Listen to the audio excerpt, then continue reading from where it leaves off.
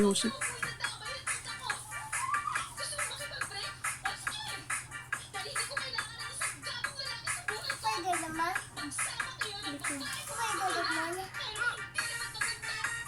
Hindi yan. Stop it. Pagpatungkol, hindi ko man nakumpirma kung sino talaga ang babaeng kasama ni Tapos Darwin ko, ng araw na yun. Chacha boy. Akong nasaktan Sabi dahil ko, sa pamilya Chacha at boy. pakikipaghiwalay sa akin.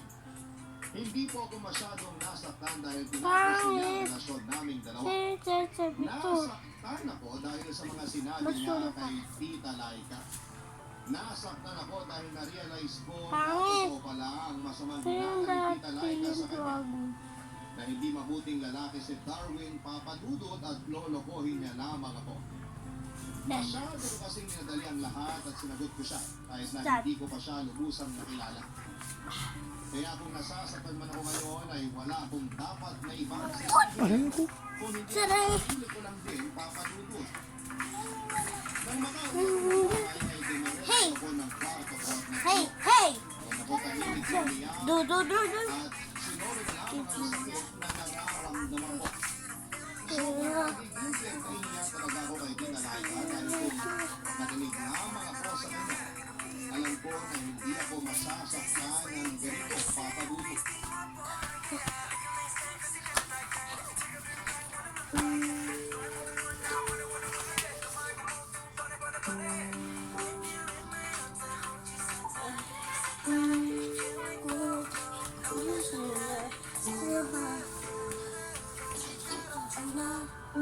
Sapaya, hindi ka ba kakain?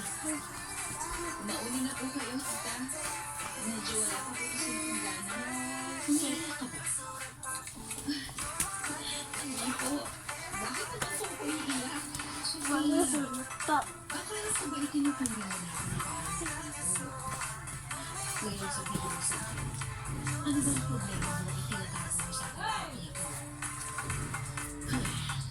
Si Darwin ba? Tungkol ba ito sa boyfriend mo? Wala na po akong boyfriend, tita. Break na po kami ni Darwin. Ano ang pinagawa Oh, niyo? stop. Hindi na po, tita.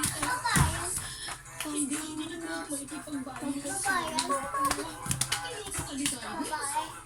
Sabi na, putog ko sa lalaki niyo.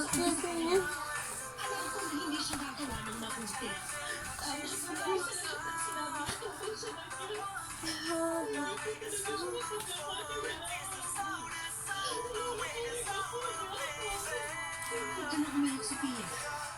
Ang mahalaga ngayon, maaga mo nakilala sa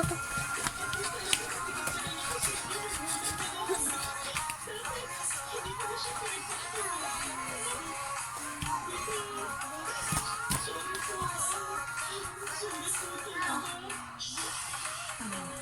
Huwag ka na umiyak. Wala ka rin dapat na ihintay mo sa akin. Wala ka na